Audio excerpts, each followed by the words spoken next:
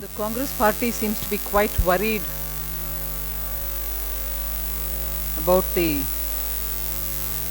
NSCN accord which the government of India has signed, the Naga accord.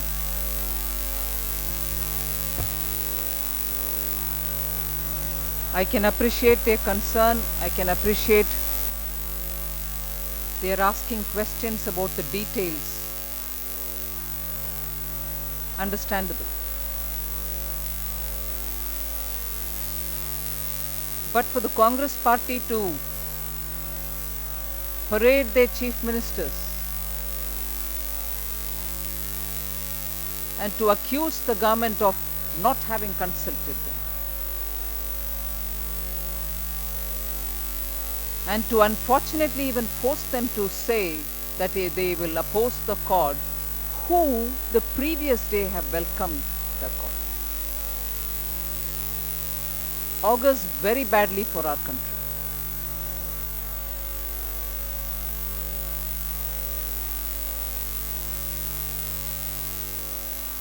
Keeping the interest on the matter, their spokespersons come out to say,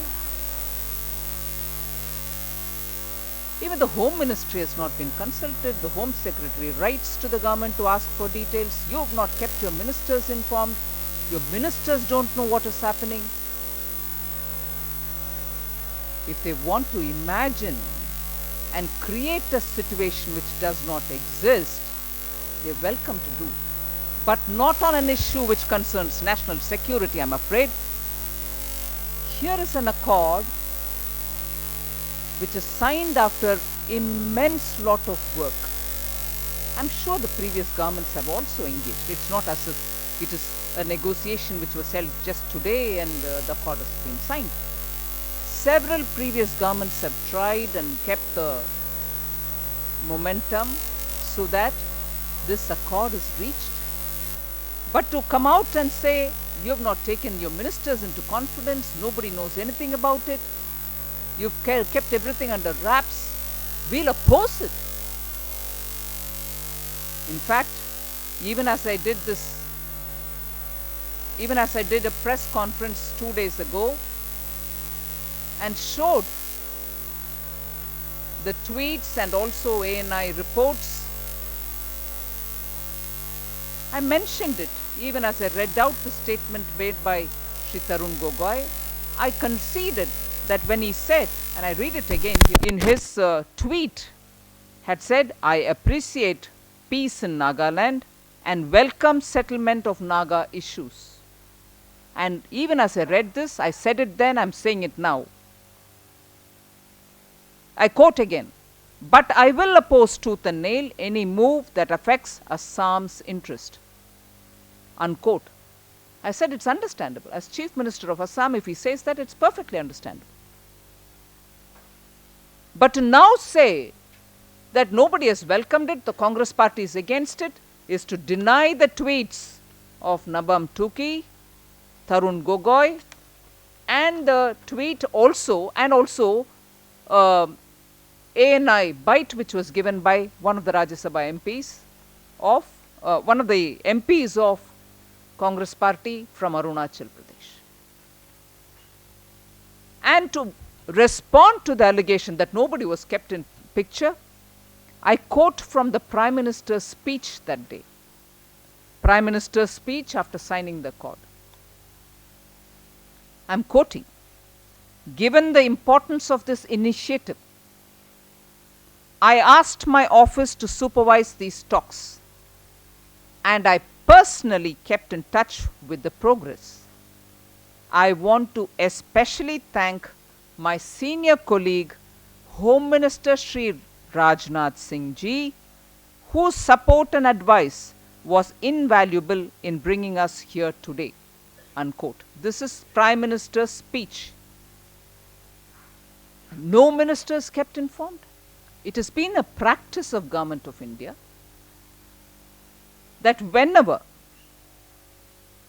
such accords or discussions happen, affected states are definitely kept in consultation.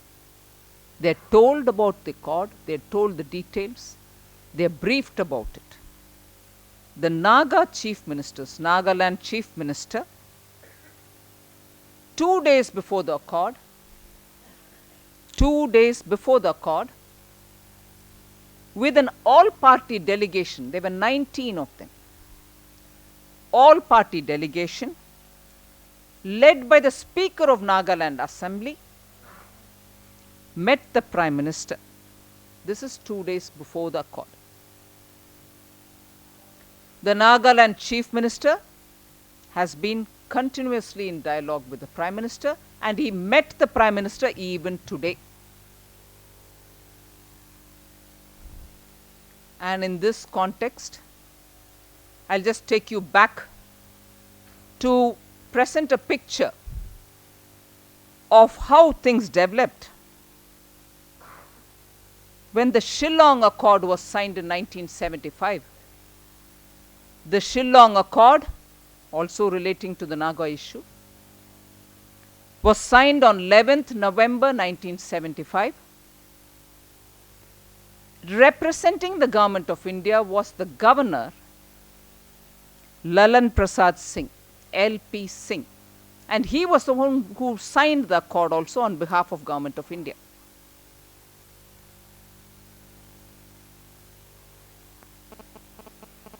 Let's draw or let's pick up from our memories and even go back to check up.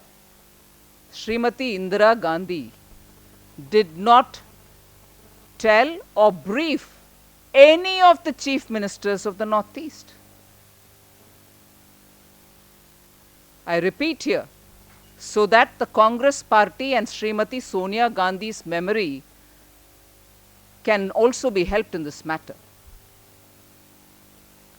The Shillong Accord was signed by Governor Shri LP Singh, Lalan Prasad Singh, as the interlocutor. And if the Congress spokespersons are saying now, oh, an interlocutor signed this agreement, that was the case even for Shillong Accord. Even further, Srimati Indira Gandhi did not brief or consult any of the chief ministers of Northeast. It's one thing to say that. Of course, to consult chief ministers, to take them on board, it's not as if the country is divided into blocks, that if there is an issue about South, all the South chief ministers are consulted. Dr. Manmohan Singh spoke about Teesta Accord, went to Bangladesh. Let me remind ourselves that Mamata Banerjee ji could not go. She felt she wasn't adequately briefed. And this is the Congress party today telling the NDA government led by Shri Narendra Modi that you have not briefed, you have not consulted any of the chief ministers. No, it's not the blocks. It is more keeping on board, consulting, briefing, talking to chief ministers of states which are affected by it. So the Shillong Accord could go by one measure, and forgetting that measure, today the Congress party wants to have a different measure when it comes to Shri Narendra Modi and the NDA government, which has made a historic agreement.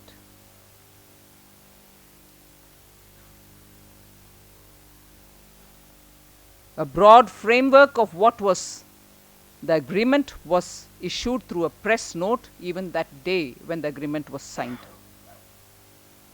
The follow-up details are being worked out, and both the sides of those who've signed the agreement, the Government of India and the other side, NSCN,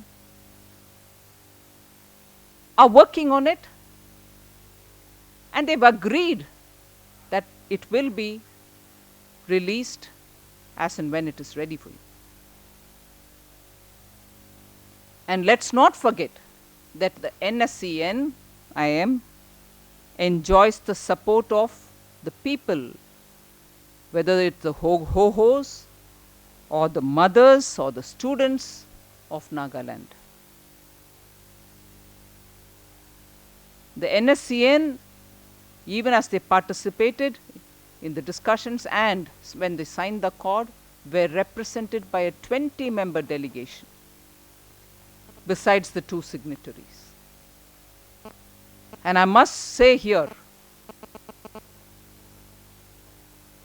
that Mr. Isaac Chisi Sui, the elderly, over 85-year-old leader who's unwell, who the Prime Minister wished him well and a quick recovery, even on the day when the accord was signed, from the hospital extended the support, and he had from the hospital called all his cadres to say we should go ahead with this. And it was his expressed desire that at the earliest that this accord be announced, because he was so happy that nearly 18 years of hard work has gone into making this accord, and this opportunity should be best announced.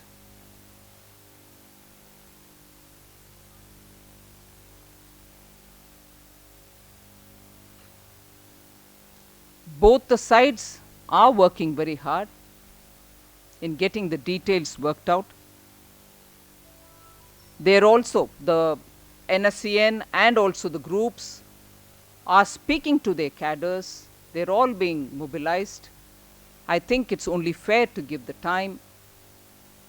Congress party, because it wants to pick on every issue, political issue, economic issue, constantly only keep commenting on the government, forgetting that an issue of national security requires this country to speak in one voice.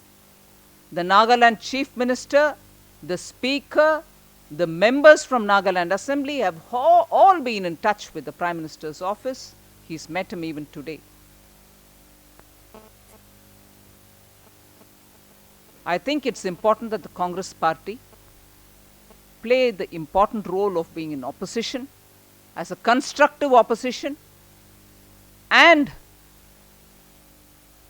differentiate between issues and their national importance, rather than pick up on every issue and say that they are shocked, that they are surprised, that they will tooth and nail oppose it.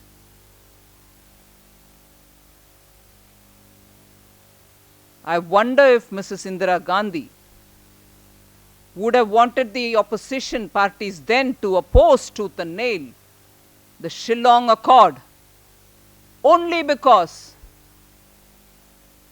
she had one interlocutor and the other chief ministers were not even briefed. I think it is important for the Congress party to understand what the Northeast is desperately waiting for. A Northeast which should be in peace, a Northeast and India which no longer can afford insurgency or terrorism, which needs the harmonized growth of Northeast. And to now, much against the voice of their own chief ministers, much against the voice of their own members of parliament, to muffle their voice and make them speak much against their own opinion, does not speak about any freedom of speech, freedom of expression, and democracy within the Congress party, and on a matter of national security. The Congress party should introspect rather than criticize the government, even on a measure like this, which has waited for a very long time. Several governments have been engaged in it. It is good for the country. It's good particularly for the Northeast. I think the approach of the Congress party should be far more in the national interest. Thank you.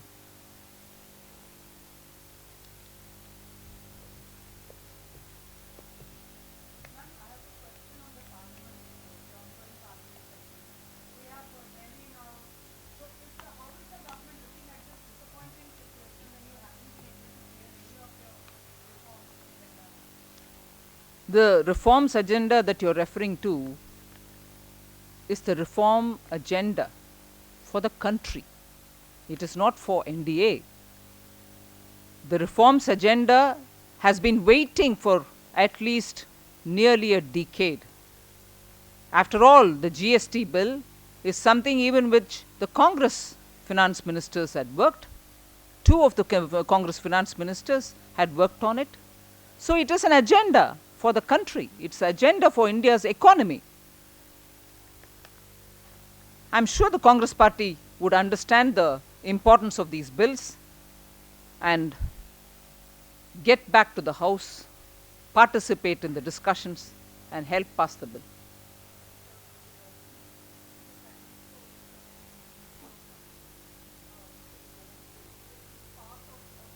Not sure on this specific meeting with the Chief Minister of Manipur, but post the accord, you're very well aware that the Prime Minister called every political party's leader, inclusive of Srimati Sonia Gandhi, inclusive of Sri Mallikarjun Kharge and Sri Ghulam Nabi Azad. So, most leaders of political parties were spoken to by the Prime Minister after the accord. But on this specific meeting with the Chief Minister of Manipur, I do not know the agenda.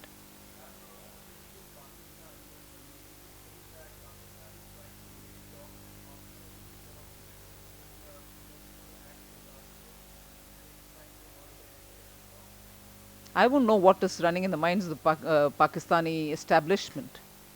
But certainly, Government of India's position has been made very clear. The NSA level talks would go on.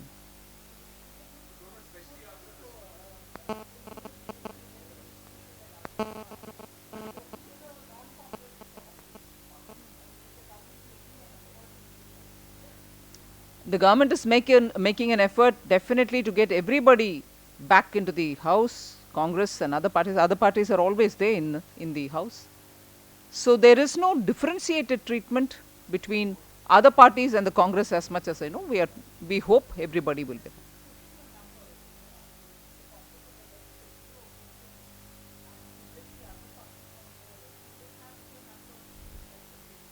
Well, at the moment, there's nothing more for me to say on it.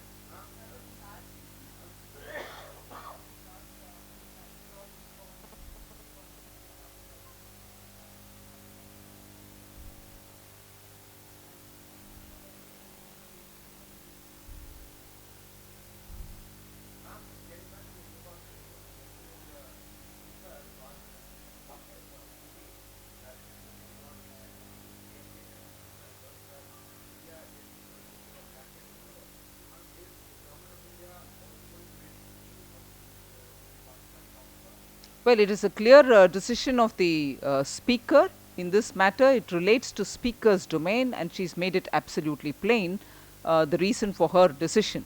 And I think that explains it all. At this stage, obviously, the Government of India is on the same page. Thank you.